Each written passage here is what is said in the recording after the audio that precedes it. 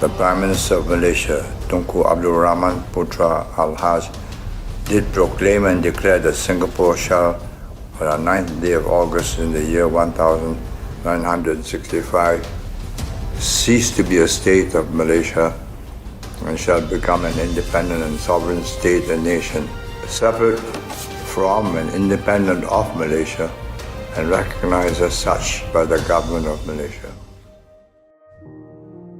Independence is something that many countries that exist today had to fight for. Whether it's through the violence of a gun or the political tools of protests and referendums, proponents of independence have fought for what they believed was just for their nation. With Singapore, however, things were rather different.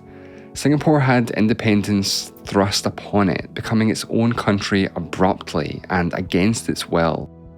This happened in 1965 when the Malaysian Prime Minister expelled Singapore from the Federation.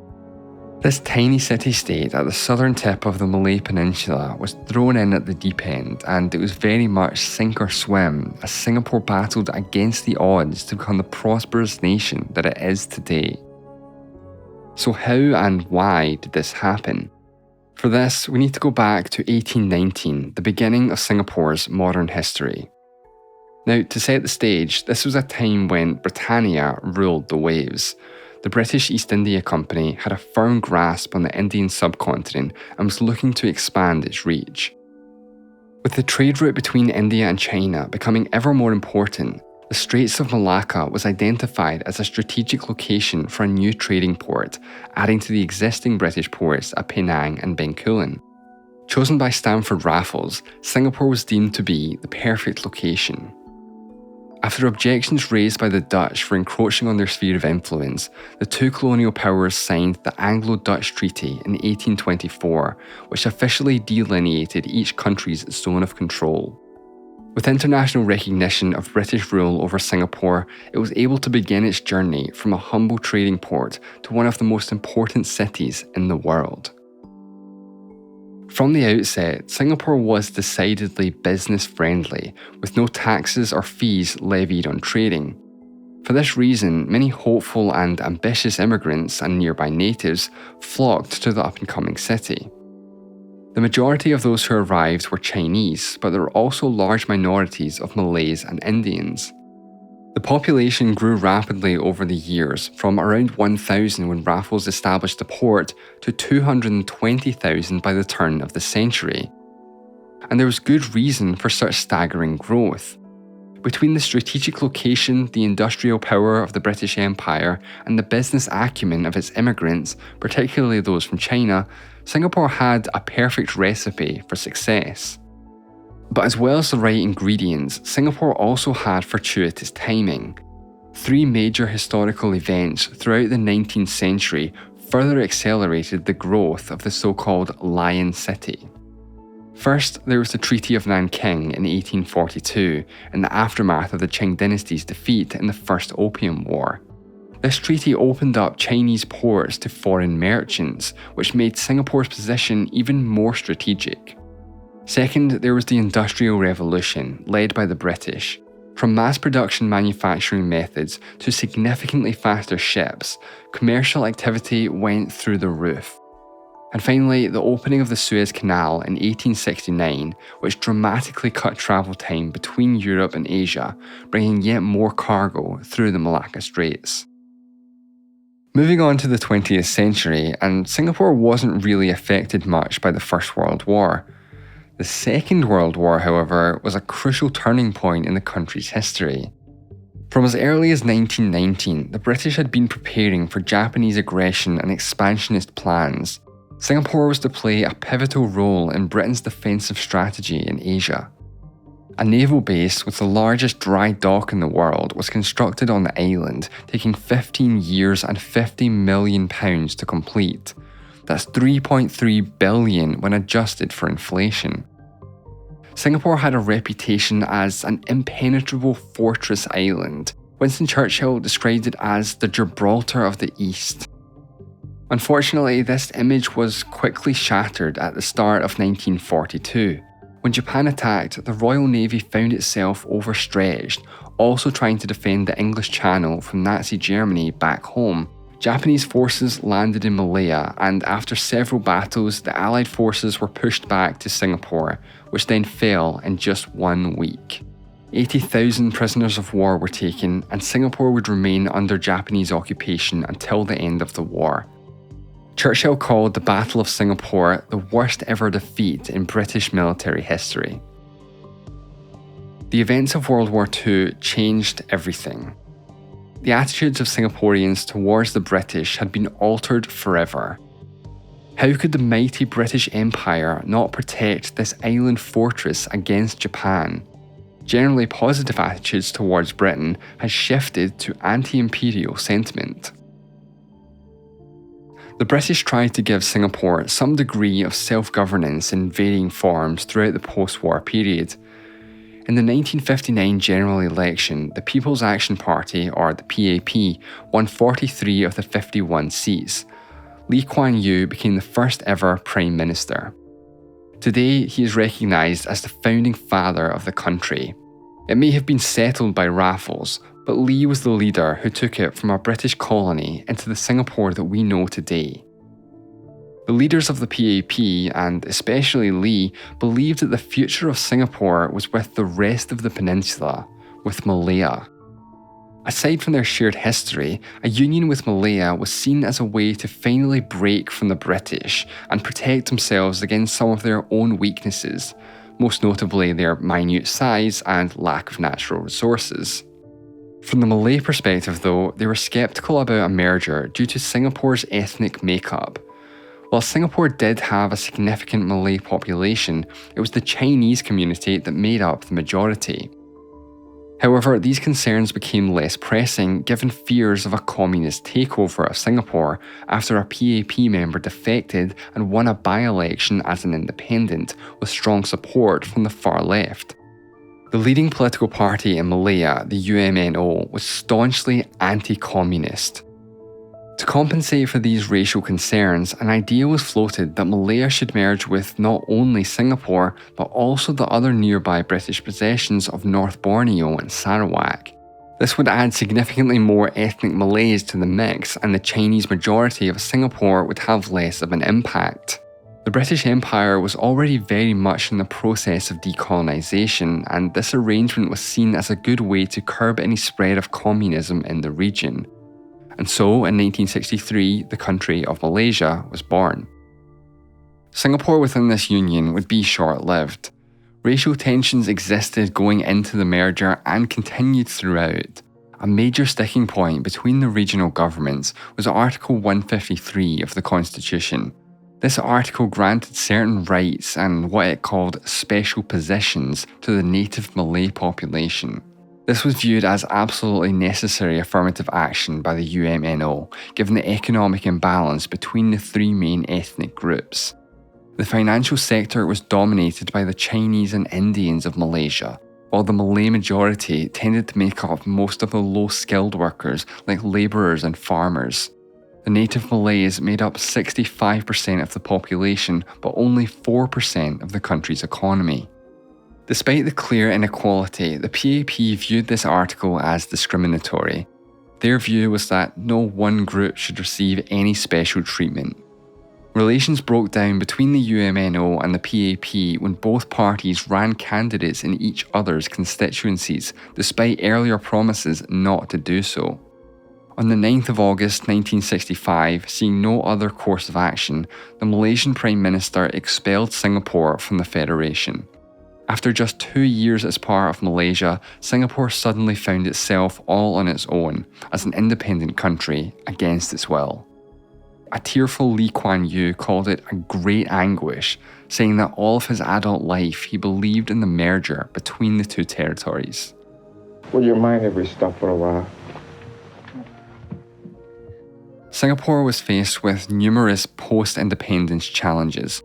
A tiny country with racial tensions, unemployment, crumbling infrastructure, and no natural resources, it seemed unlikely that Singapore would survive.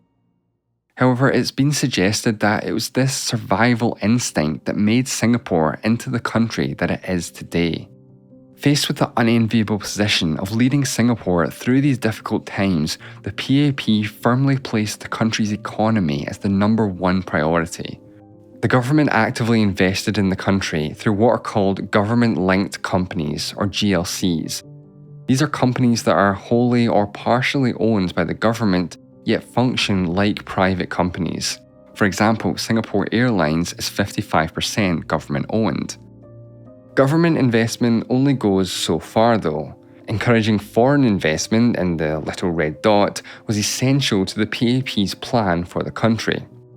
This was achieved partly through business-friendly policies and favourable tax treatment, which helped to bring in a lot of capital. It was other, less tangible factors though that helped keep that foreign capital. For one thing, the government took measures to virtually eliminate crime and corruption, making it even easier for foreign companies to do business there. Singapore became known for its political stability. The PAP has won every single election in Singapore's short history. Without having to worry much about pleasing the citizens every election cycle, a government really can get quite a lot done in several decades of uninterrupted rule. This combination of so-called state capitalism and foreign investment supercharged the economy.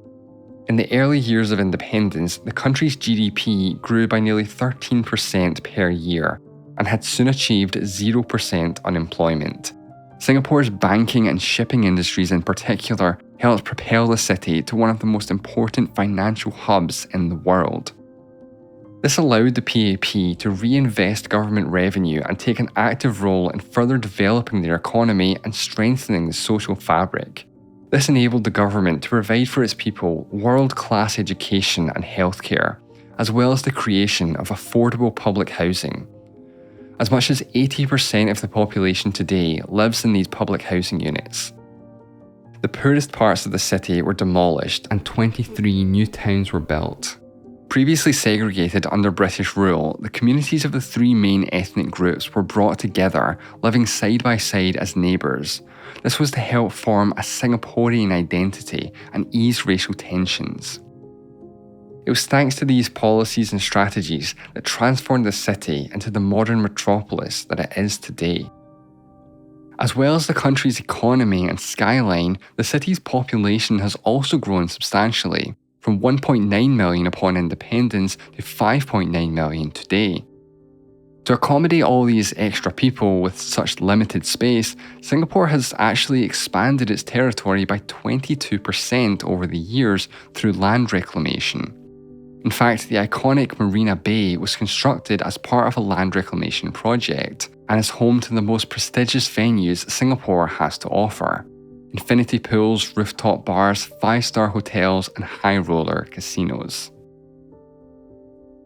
In 2015, the year the country celebrated its 50th anniversary, Lee Kuan Yew passed away at the age of 91. Under his leadership, Singapore underwent what is often referred to as the Singapore Miracle, taking an unexpectedly independent city into one of the most prosperous nations on the planet in a matter of decades.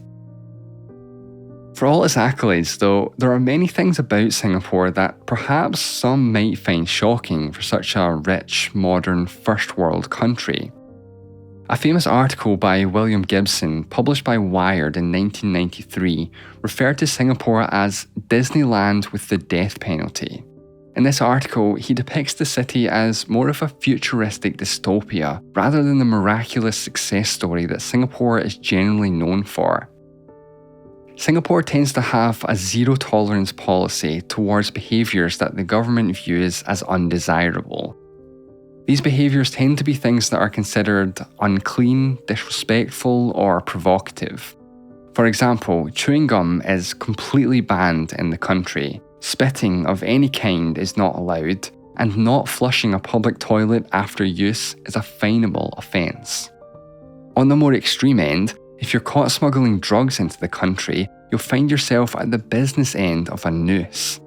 Possession of just 15 grams of cocaine carries a mandatory death sentence. On top of this, civil liberties and freedom of speech are widely suppressed in Singapore. The media is more or less controlled by the state, and dissident journalists or bloggers are met with aggressive litigation or threats of jail time.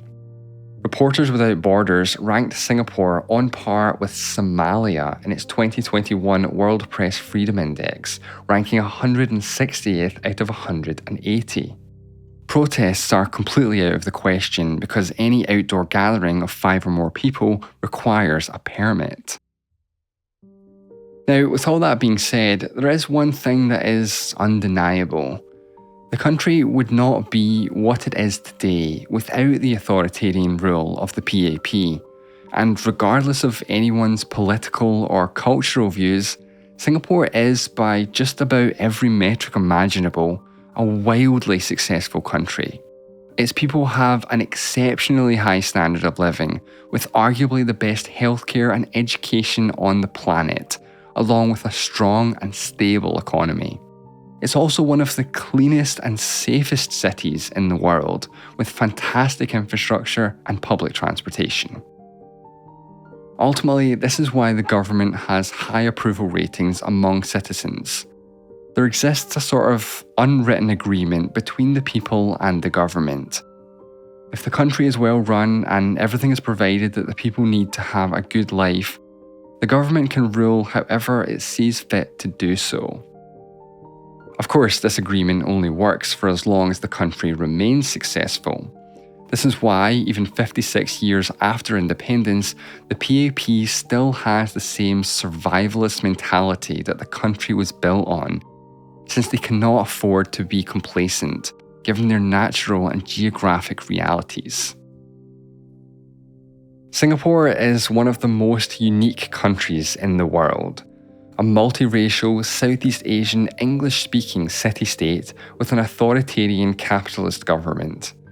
In many ways, it's no wonder many wrote off Singapore when it unexpectedly became independent in 1965. The British street names that litter the island are a reminder of the country's humble origins, but the remarkable city skyline that the modern country is known for was built up in just the last 50 years, representing the Singapore miracle, one of the great success stories of modern history.